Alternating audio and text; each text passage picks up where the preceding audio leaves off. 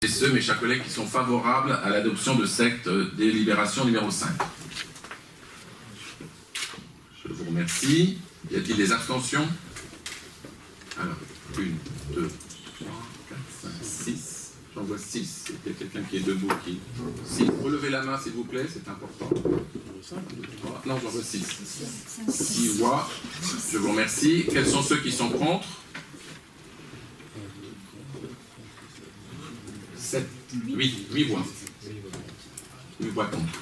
Donc, compte tenu de ce vote, la délibération numéro 5 est adoptée. 8 voix contre, 6 abstentions. Ce jeudi 7 juillet, les élus de la communauté d'agglomération du Pays de Laon ont voté pour la suppression du POMA. Le sort est scellé pour cet emblème historique et unique.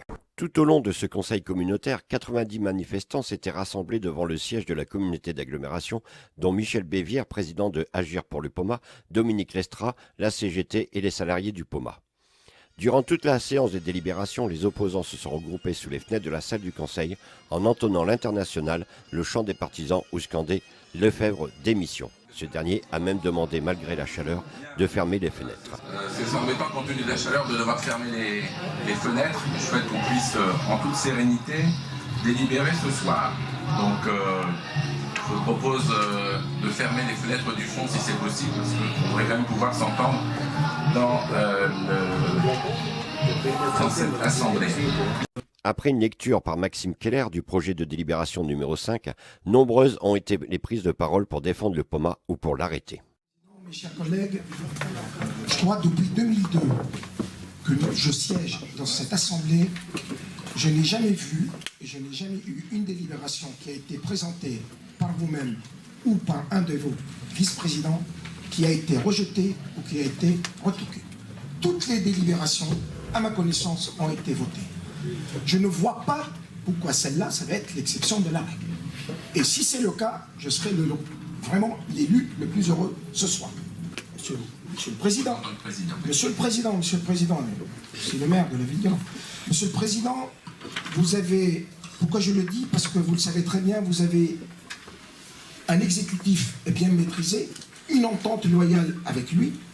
Vous avez une majorité écrasante au sein du conseil municipal de Laon qui a été transmis à la commune d'Agglo suite à l'entrée de la commune de Chéré. C'est-à-dire mathématiquement parlant, vous avez une majorité absolue aujourd'hui au sein de cette commune d'Agglo. Pourquoi je le dis? C'est pour vous dire que vous êtes aujourd'hui, et sincèrement je le dis avec toute sincérité, vous êtes aujourd'hui le responsable et vous avez le pouvoir et vous êtes habilité à vous seul de pouvoir abandonner ou de pouvoir pérenniser le POMA. Si le POMA est maintenu, cela voudrait dire que le coût de la compétence transport a été sous-évalué. De ce fait, les communes rurales ont été abusées. Maintenir le POMA, c'est aussi accepter une augmentation des impôts de 8%, ce qui ne représente rien pour un ménage, d'après nos députés, soit 50 € en moyenne, voire jusqu'à 35%. Dans la gestion de nos communes rurales, les maires contiennent la pression fiscale ne montant pas les taxes locales. Donc pour notre commune, aucune augmentation depuis 2007. Un engagement a été pris lors du passage de comité d'agglomération. Il doit être respecté, malheureusement, par l'arrêt du POMA. Parfois, le courage politique est de supprimer un équipement devenu trop onéreux par rapport aux services rendus. Alors déjà, j'estime que le courage politique, c'est avant tout préparer l'avenir. Et préparer l'avenir, ça ne donne pas un très bon signe à la préparation de l'avenir en laissant sur le carreau probablement 11 salariés. Alors la position que nous défendons aujourd'hui, celle de s'opposer à la liquidation définitive du POMA, nous la prenons en responsabilité. Nous sommes à la fois conscients des enjeux et des contraintes financières. Ce choix, nous le faisons dans l'intérêt général et pour le bien des habitants de notre territoire. Car oui, supprimer le POMA est une faute majeure. C'est un retour en arrière à l'heure où de nombreuses villes françaises décident ou ont décidé de s'équiper de nouveaux systèmes de transport public non polluants. Je me permets de rappeler une réalité à l'ensemble des maires présents dans ce conseil d'agglomération. On vous dit des maires de communes rurales. Eh bien, c'est faux.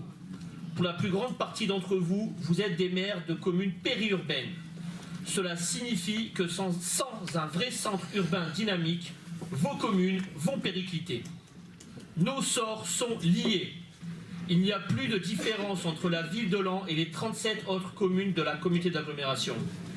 Nous avons tous besoin d'une ville-centre disposant de services et d'équipements publics susceptibles de satisfaire les attentes de nos habitants urbains et périurbains, mais aussi afin d'attirer de nouveaux habitants et de stopper notre déclin démographique. C'est dans ce contexte qu'il faut appréhender le débat de ce soir.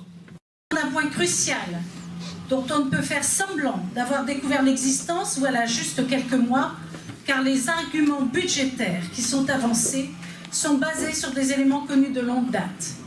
Ou alors c'est reconnaître une absence d'anticipation, traduisant une regrettable incompétence, ou bien c'est une omission volontaire destinée à ne pas inquiéter les usagers lors du vote et à les mettre devant le fait accompli 2 ans plus tard. Une manœuvre qui ne serait guère plus glorieuse que la thèse précédente. En tout état de cause, nous sommes tous responsables de ce que nous laisserons à nos enfants. Là où chaque ville s'efforce désormais de mettre en place des projets propres, respectueux du développement durable, pour améliorer la qualité de vie des citoyens, on nous demande ce soir d'avaliser la suppression d'un moyen de transport atypique et doux pour l'environnement, pour le remplacer par un dispositif à base de bus diesel. Ceux qui ont connu l'origine de la création de la commune d'Aglo ou la communauté de communes, c'était une mission essentiellement économique et qui concerne 38 communes. Et pour aller dans le sens de mon collègue, ça concerne 38 communes, donc la commune de Laon, bien sûr. Mais les communes rurales sont aussi concernées sur le plan économique. Alors, je crois qu'on ne peut pas mettre de côté tout cet aspect économique qui engage dans l'évolution de la transformation du POMA, qui nous engage quand même très fortement. Donc soyons très prudents là-dessus, et moi aussi je voterai dans le même sens que Christian Noël. Cette interminable polémique sur le devenir de POMA, comme tout un chacun, comme tous mes collègues, je me suis efforcé de comprendre, d'écouter, de comprendre les déclarations des uns et des autres, de lire les rapports, de participer à la commission des transports à laquelle je ne suis pas membre, mais à laquelle nous avions été invités de participer. Tout ça pour essayer de voir un peu quelle est l'opportunité ou non de maintenir ou de renoncer à ce fameux moyen de transport. Alors aujourd'hui, permettez donc à un vieil élu et à un militant fondateur de l'intercommunalité, je parle de l'intercommunalité danoise, de s'exprimer sur la question. Mon avenir est derrière moi, mais je pense à l'avenir des autres. La première chose que j'observe, c'est que POMA a connu en son temps, c'est-à-dire quand même il y a une trentaine d'années, un certain retentissement médiatique et qu'il a pu porter l'espoir que cette innovation technologique, quasi intégralement financée par l'État, se diffuse partout dans le monde, de Hong Kong à Singapour, de Rio de Jeddah à Caracas, c'est ce qu'on nous disait à l'époque. Force est de reconnaître que cet espoir ne s'est pas concrétisé, sinon dans les catalogues de la société Pomagalski, qui souhaiterait bien le garder comme tel. POMA est resté un prototype. Et c'est ce qui explique, on nous l'a dit, démontré à plusieurs reprises, le coût élevé, pour ne pas dire exorbitant, de sa maintenance. Deuxièmement, j'observe que POMA n'a pas répondu, on nous l'a dit tout à l'heure encore, y compris dans la délibération, n'a pas répondu aux attentes en termes de fréquentation. Conçu pour une fréquentation annuelle de 1 million de passages, il n'en a jamais eu plus de 800 000 et n'en compte même plus 400 000 aujourd'hui. Nous savons pourquoi. La ville et son agglomération ont beaucoup changé. La géographie du Lannoy a été bouleversée.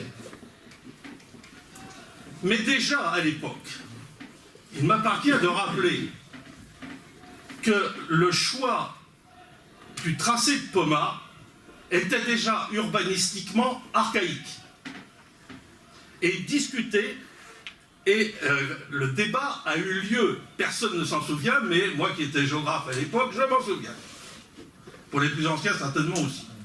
Il y a eu un vrai débat. Mais ce débat n'a pas pu aller jusqu'au bout. Pourquoi? Parce que la ville a été sous la pression extraordinairement forte de l'État, par son ministère de l'équipement, qui à l'époque était un ministère tout puissant, qui voulait trouver absolument un site expérimental et qui a donc dit à la ville de Laon, vous inquiétez pas, on paye tout. En fin de séance, les manifestants apprennent la nouvelle et sont dépités. Michel Bévière à notre micro. Je suis ici parce que nous avons créé une association qui s'appelle Pour le Poma et le maintien des mobilités durables à Laon, dont je suis le président. Et je suis architecte à Laon. C'est un sujet d'architecture, c'est un sujet d'urbanisme, en plus d'être un sujet de citoyen. C'est un sujet apolitique, comme je l'ai dit, c'est ni de droite, ni de gauche, ni du centre. C'est un moyen de transport moderne, durable, non polluant.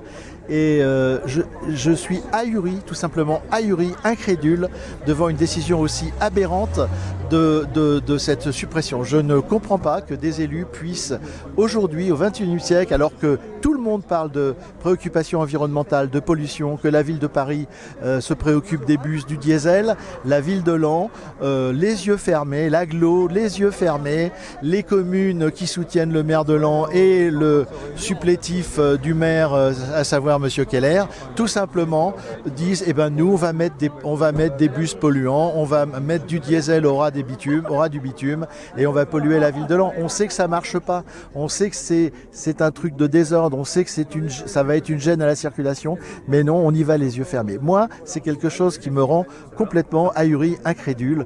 Voilà. Après, on se pose des questions, on se dit mais pourquoi le Lannoy, pourquoi on en est là, pourquoi il se passe des choses comme ça. Voilà, c'est la suite. On s'est pas battu pour l'abattoir, on s'est pas battu pour la passerelle, on s'est pas battu pour la rotonde, on s'est pas battu pour l'abbaye Saint-Vincent, et voilà, et tout part à volo comme ça, parce qu'il n'y a pas de vision, il n'y a pas de vision globale, il n'y a pas d'envie, il n'y a pas de rêve, il n'y a pas d'avenir, on a l'impression qu'il faut saboter tout. Antoine Lefebvre, président de la communauté d'agglomération du Pays de Laon, justifie cette décision par une économie de 700 000 € et par la mise en place de bus. Compte tenu des coûts en vigueur, la question méritait d'être posée. Et ce soir, les élus du territoire ont tranché en disant aussi qu'on n'est pas condamné à vie à repérenniser le Poma tous les 10 ans. C'est quand même un coût important. Et du coup, compte tenu de cet enjeu financier, nous avons justement aussi regardé quelles pouvaient être les autres solutions. Et c'est le système Poma, finalement. Ce n'est pas le Poma, mais le tracé du Poma qui est en question ce soir et dont le sort a été jeté. La baisse des dotations nous a fait être réalistes quant à la possibilité d'avoir des subventions en plus, ce qui avait été le cas pour la première pérennisation de 2003. Mais indépendamment du coût, je le répète, aujourd'hui nous savons que de mettre l'option sans Poma, avec des bus qui vont bien sûr remplacer le Poma, je veux rassurer tout le monde sur le sujet, nous économisons 700 000 € par an dans le fonctionnement. Donc la question, elle est dans ce chiffre des 700 000 € que nous gagnons, et surtout dans ces 8 ou 15 millions qu'il fallait consentir pour faire les travaux. Oui, il y a eu de la polémique, mais indépendamment, les chiffres, ils sont là. Encore une fois, les 700 000, et puis que ce soit 8 millions, puisqu'on peut s'accorder à avoir un investissement à 8 millions, mais à 8 millions, c'était une fréquence équivalente au bus. Je trouve que ça fait un peu cher pour avoir un mode de transport en site propre uniquement entre la gare et l'hôtel de ville, puisque tout le reste, c'est un réseau de bus classique. Mais nous allons travailler sur des technologies, des motorisations beaucoup plus propres, et nous allons aussi nous engager sur les circulations douces, parce que ce que l'on ne met pas dans l'investissement du Poma, on pourra le mettre sur d'autres modes de transport. Il promet également que les 11 salariés du Poma seront reclassés. du personnel du POMA, il y a l'engagement de faire respecter les contraintes du contrat que nous avons signé avec RATP Développement, faciliter au maximum les reclassements au sein du groupe RATP Développement parce que c'est la responsabilité de ce groupe. Et puis, j'ai indiqué ce soir que nous étions bien sûr disposés, dans la mesure des possibilités de notre collectivité, à regarder si tel ou tel poste, que ce soit la ville ou la communauté d'agglomération, pourrait être prioritairement destiné à des personnes qui n'accepteraient pas forcément le reclassement. Mais ça, c'est du cas par cas, puisqu'il y a aussi le système indemnitaire, il y a le système du salaire. Il faut voir que chacun, en conscience, accepte ou non ces propositions. Le POMA s'arrêtera et disparaîtra dès le mois de septembre.